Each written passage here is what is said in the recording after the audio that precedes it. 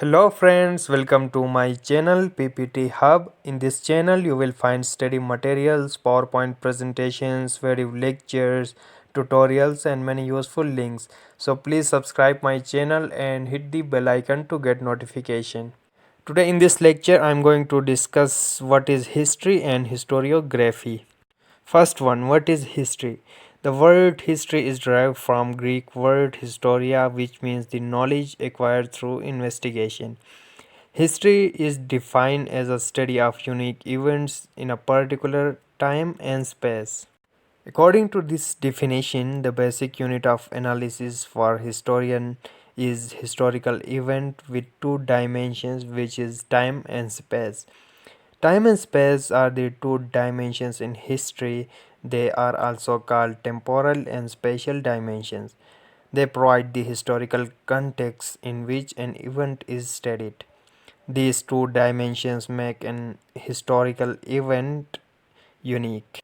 For example, the War of Independence broke out at Meerut in India in 10 May 1857. So, in this example, the two dimensions of time and space is 10 May 1857 is the temporal dimension which tell us about the time, and Meerut India is the spatial dimension which tell us about the space, the location in which the event take place. What is historiography? Historiography is defined as the writing of history of past events. However, it is the historian's job to decide which event of the past is historical event, because not all the events are historical events. You know that historians have the authority to transform any past event into historical event. A historian uses his or her imagination and creativity for history writing, which makes it an art. Historiography is an essential and integral part of the discipline of history. What are the objectives of historiography? There are several objectives behind the writing of history and historiography.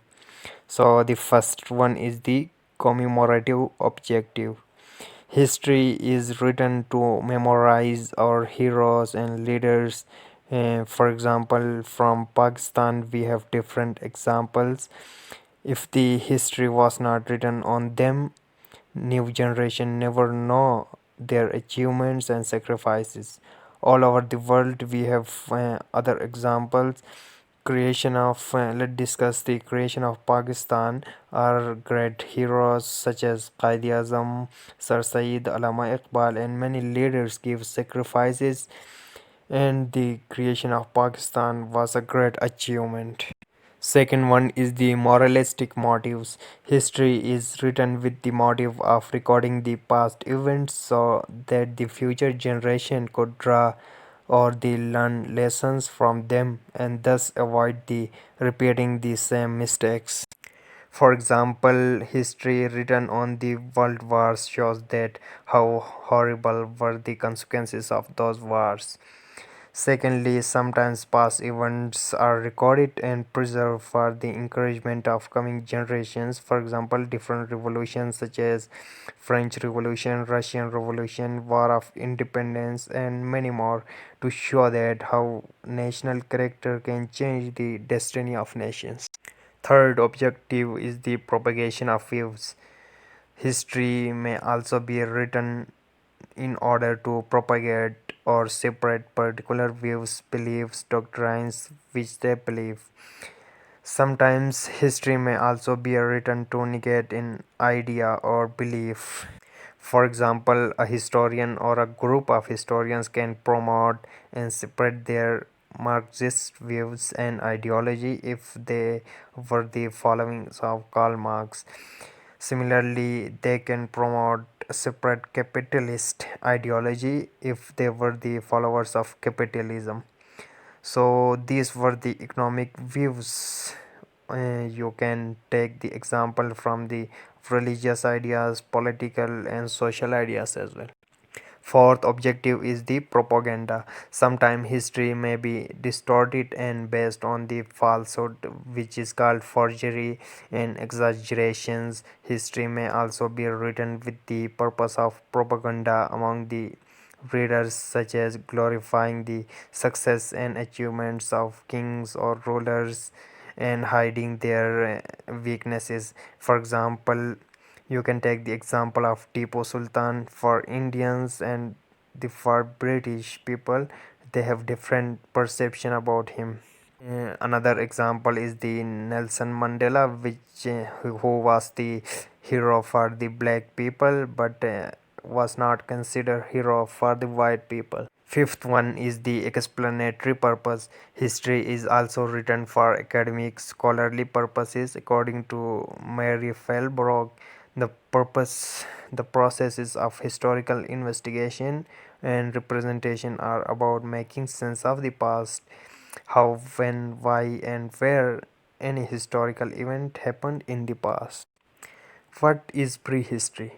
So, the word prehistory is used to describe the history before 19th century where there was no written record and the scope of history was limited.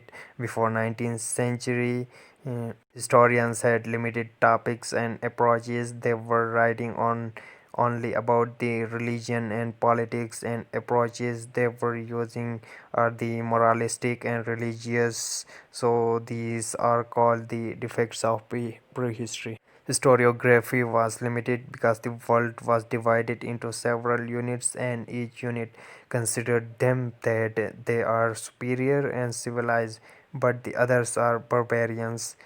For example, China, Japan, India, Europe, and America. They were confined because of the lack of communication and transportation. That time period was before scientific and industrial revolution. Topics of historiography before 19th century were only to political history and religious history, and few approaches like moralistic approach and religious approach. Political history before 19th century, historians were writing only about kings, commanders, generals, and politics. Religious history, same problem was with the religious history. In religion, historians were writing on religious scholars, ignoring other important aspects of religion. Political history and religious history after 19th century, called modern history in modern time period because of the industrial revolution, advancement in science and technology, transportation and communication. All the ancient unit become closer and started writing about the histories of other units as well. Topics changed and new approaches were introduced, and branches of history emerged with the passage of time. Political history was further divided into many branches such as military history, history of wars, diplomatic history, legal history. Religious history also expanded, and modern historians started investigating about the new areas like comparative religions, buildings, inscriptions, medals, coins, chronicles, travelogues, official letters, diaries. They serve as records in historiography. So that's all for today. Thanks for watching. Proceed this topic in the next video.